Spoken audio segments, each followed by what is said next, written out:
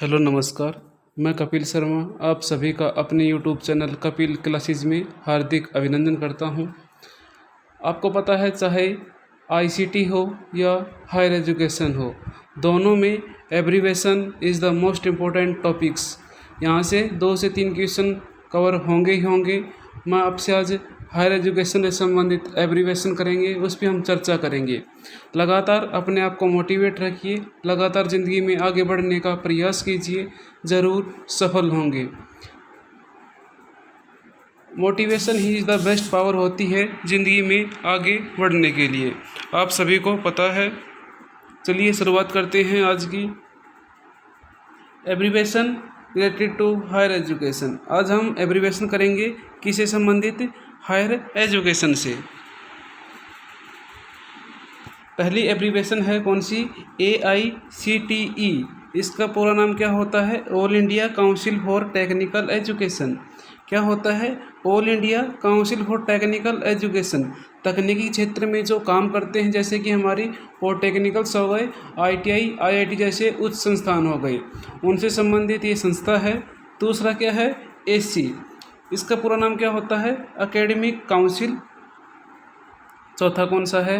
AIU, associations of Indian universities. Association of Indian universities I saw काफ़ी चर्चा में रहा था। पीछे देखा होगा जब इसका नाम चेंज करने की कोशिश कर रहे थे, किसका? MHRD का, तो इसने अपनी अहम भूमिका निभाई थी आईसा ने। आईसा किससे संबंधित होता है? All India survey on higher education से संबंधित होता है। अगला कौन सा है? आयुष और CSIR। आयुष आयुर्वेदा, यूनानी, सिद्धा एंड होम्योपैथी सिस्टम्स। जब डॉक्टर्स के अलावा और चीज़ें होती हैं, कौन? आयुर्वेदा। उसको क्या बोलते हैं? आयुर्वेदा बोलते हैं। ये होम्योपैथी सिस्टम होता है जो धीरे धीरे अपनी मेडिसिन्स काम करती है। डॉक्टर्स की होती है वो तुरंत काम करती है, परंतु होम्योपैथी से धीरे धीरे एक सीक्वेंस में काम करती है। CSIR, council of scientific and industrial research. जो साइंस के बच्चे हैं वो किसके अंतर्गत रिसर्च करते हैं? CSIR के अंतर्गत वर्क करते हैं, काम करते हैं। जो ह्यूमैनिटीज़ और आर्ट्स के बच्चे होते हैं वो UGC के अंतर्गत कार्य करते हैं।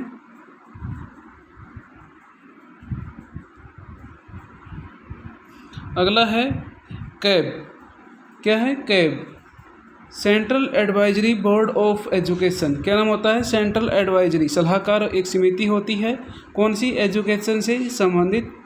तीसरा है CITE। इसका नाम क्या है? Central institute of educational technology. चौथा है CSWB, central social welfare board. Welfare क्या होता है? कल्याण। कल्याण जैसे कि स्कॉलरशिप जैसे सिस्टम हो गए, ये उससे संबंधित होते हैं। अगला है CCE, continuous and comprehensive evaluations, मूल्यांकन करना। किसका? कंटिन्यूस एंड कॉम्प्रिहेंसिव का इवैल्यूएशन करने से संबंधित ये संस्था होती है।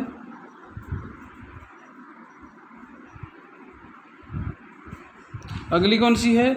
CEHE, पूरा नाम क्या होता है? Council for excellence in higher education. जो बेहतरीन परफॉर्मेंस करता है उनको ये नामित करती है, नामांकित करती है, कौन? CESHE। अगला है क्लास, महत्वपूर्ण है एब्रीवेशन, पिछली बार आई थी। क्या नाम है? Computer literacy and studies in schools. जो स्कूल में लिटरेसी, शिक्षा नहीं, साक्षरता दर। लिटरेसी क्या होती है? साक्षरता दर, लिटरेचर शिक्षा का वो, ठीक है ना। अगला है DEB, डिस्टेंस एजुकेशन ब्यूरोज, यानी कि जो दूरस्थ शिक्षा प्रणाली होती है उससे संबंधित ये एब्रीवेशंस होती है। अगला है DEC, डिस्टेंस एजुकेशन काउंसिल। ये काउंसिल करती है कि यानी कि पिछली साल शिक्षा का रेशो क्या रहा, कितने बच्चे आए, कितने बच्चे गए। अगला है EDCIL। EDCIL का educational consultant of India limited, consult करती है। क्या करती है? कंसल्ट करती है, मशवरा देती है, विचार विमर्श करती है, किससे? एजुकेशनल्स से संबंधित। अगला कौन सा है? अगला है एग्जीक्यूटिव काउंसिल। अगला कौन सा है? EC executive council foci. Foci का पूरा नाम क्या है? Free and open source software of education. जैसे आपका मूक्स है, वैसे ही फोसी है, ये ओपन सोर्सेज देती है सॉफ्टवेयर और एजुकेशन से संबंधित। अगला है fast, frontier area of social and technology. Frontier area of social and technology ज्ञान, अति महत्वपूर्ण।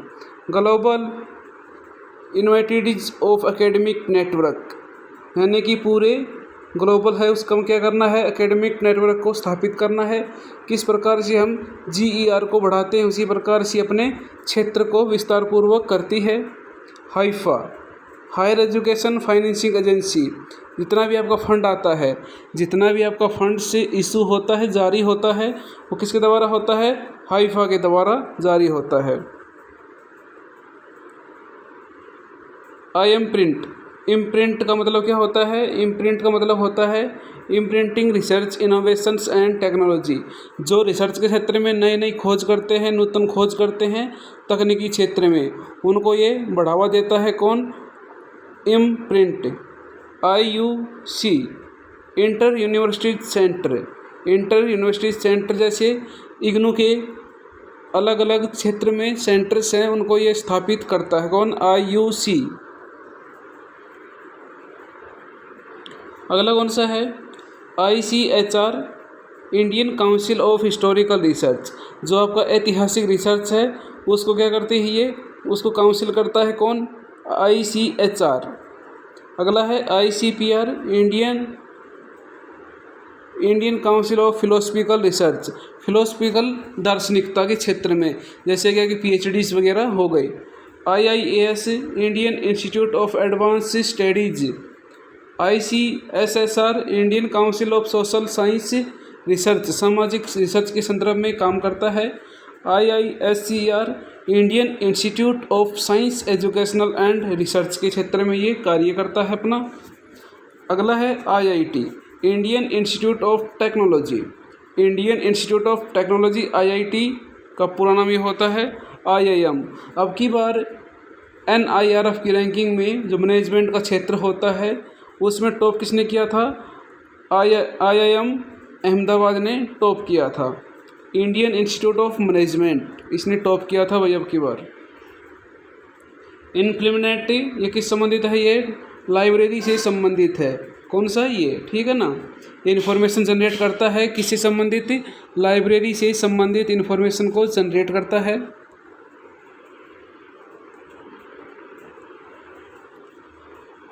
IRAHE, पूरा नाम क्या होता है? Indian regulatory authority for higher education.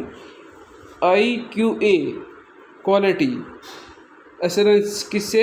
Internal से ये क्वालिटी गुणवत्ता को परखता है। ICAR, Indian council of agriculture research में काम करता है। IGNOU, Indira Gandhi national open universities है, सब भारत की सबसे बड़ी ओपन विश्वविद्यालय है। MOOCs, massive open online course. NAAC, जो क्या करती है? असेसमेंट करती है और एक्रेडिटेशंस करती है, ग्रेड्स देती है। कौन? NAAC। ये बेंगलोर के द्वारा स्थापित है भाई। NAAC बेंगलोर के द्वारा स्थापित संस्था है। नेशनल असेसमेंट्स एंड एक्रेडिटेशंस काउंसिल पे काम करती है ये। अगला है NAB। कौन सा है? NAB है National Board of Accreditations. NIC, National Innovations Council. Accreditations किससे संबंधित है भाई? ये NAB नेशनल बोर्ड, जितनी बोर्डिंग संस्थाएं हैं उनसे संबंधित काम करता है। NIRF, National Institutes Ranking Framework. NRP, National Research Professionship. NRP। NDL, digital library है, यानी कि जो भी आपका प्रिंट मीडिया है उसको कम करने का लगातार प्रयास है और आपको एक डिजिटल बुक्स देने का ज़्यादा कवायद है। NMEICT का मतलब क्या होता है? National mission on education, thought, information and communication technology में कार्य करता है। NCERT, national council education research and training. ये हायर एजुकेशन से महत्वपूर्ण संस्था है जो रिसर्च के क्षेत्र में काम करता है। NCTE ये टीचर्स में काम करता है भाई, ये टीचर्स में काम करता है, ये रिसर्च में काम करता है। NCTE National Council for Teachers Education. NCFTE National Curriculum Framework and Teachers Educations रहे। NRAHE National Regulatory authority for higher education से काम करती है। न्यूफिया National Universities of Educational Planning and Administrations कार्य है इसका। प्रगति महत्वपूर्ण है, providing assistance to girl advancement in technical education से इन्वेटाइज, ठीक है। PMRF Prime Minister Research Fellowship, जो BTechs MTechs के बच्चे हैं जो आगे PhD करेंगे, रिसर्च के क्षेत्र में काम करेंगे, प्रधानमंत्री ने एक स्कीम लॉन्च की थी प्राइम मिनिस्टर रिसर्च फेलोशिप। ये हर साल 3000 बच्चों को फेलोशिप देगी 5 साल तक। इसकी जो क्या होगी फेलोशिप होगी वो 75,000 प्लस होगी। ये पहले IISc और IIT वगैरह ही करवाते थे, परंतु अब सेंट्रल यूनिवर्सिटीज़ को भी परमिशन दे दी गई है, वो भी इसमें भागीदारी निभाएंगे। RMSA राष्ट्रीय माध्यमिक शिक्षा अभियान। राइज का क्या है, revitalising infrastructure and system and education. RTE right to education. RUSA Rashtriya Uchchatar Shiksha Abhiyan में काम कौन करता है, RUSA. SITE satellite fractionals televisions experiment, SITEs का कार्य होता है। SCERT का कार्य क्या होता है, state council of educational research and training. SIET का state institute of educational technology. UBA का उन्नत भारत अभियान। UAY का उच्चतर आविष्कार योजना। UNESCO United Nations educational scientific and cultural organisation संस्थाएं हैं, ठीक है भाई। ये क्या थी, हायर एजुकेशन से संबंधित कुछ एब्रीवेशंस थी। लगातार पढ़ते रहिए, बेहतरीन पढ़ते रहिए। सफल होने के लिए सब कुछ पढ़ना ज़रूरी नहीं होता, कुछ हमें छोड़ना ही पड़ता है। जो महत्वपूर्ण है उन्हीं को पढ़िए, पॉइंट टू पॉइंट पढ़िए। जितना पढ़ा है उतने को ही याद रखो, ज़्यादा अब हाथ पैर फैलाने की आवश्यकता नहीं है। जितना पढ़ा है लगातार पढ़ो, अच्छे से पढ़ो, बार बार पढ़ो, आपके परिणाम बेहतरीन होंगे। आप अपनी मंजिल पर आसानी से पहुंच जाएंगे। Motivation is the best power of success, यानी कि अपने आप को मोटिवेट रखो। ज़िंदगी में सफल होना है, मोटिवेट रखो। नकारात्मक की तरफ ध्यान मत दीजिए, सकारात्मक की तरफ ध्यान दीजिए। लगातार उन्नति कीजिए, तरक्की कीजिए। भगवान आपके राह में आसान करे, आप जल्द से जल्द अपनी मंजिल तक पहुंच जाएं। लगातार खुश रहिए, मुस्कुराते रहिए। ज़िंदगी में कुछ कर गुजरने की ललक पैदा कीजिए। मैं अनअकैडमी एक प्लस एजुकेटर हूं। मैं अपने वीडियोज़ के लिंक डिस्क्रिप्शन में दे दूंगा। अगर आप मेरे क्लासेस देखना चाहते हैं, फ्री ऑफ कॉस्ट हैं सभी, उन पे अपनी तैयारी को बेहतरीन कीजिए। हिंदी लिटरेचर देखनी हो हिंदी लिटरेचर देखिए, इंग्लिश की देखनी हो यानी कि फर्स्ट पेपर की देखनी हो वो देखिए। पर अब रुकना नहीं है, लगातार पढ़ते रहिए। ज़िंदगी में कुछ कर गुजरिए, यही आपके पास समय है। आप गलती कर गए, 6 महीने फिर मेहनत करनी पड़ेगी, इसलिए अच्छा टाइम है। आज तारीख हो गई 25 सितंबर। आपका एग्ज़ाम हिंदी का 13 नवंबर को है। लगभग आपके पास 1.25 महीना है। 1.25 महीने में अपनी सारी ताकत, सारी पावर्स लगा दीजिए। अपने आप को मोटिवेट रखिए। कोई भी सब्जेक्ट का विद्यार्थी हो, मोटिवेट रहना ही सबसे बड़ी पावर्स होती है, ठीक है भाई। खुश रहिए, मुस्कुराते रहिए, ज़िंदगी में आगे बढ़ते रहिए। जय हिंद, जय भारत, जय हिंदुस्तान।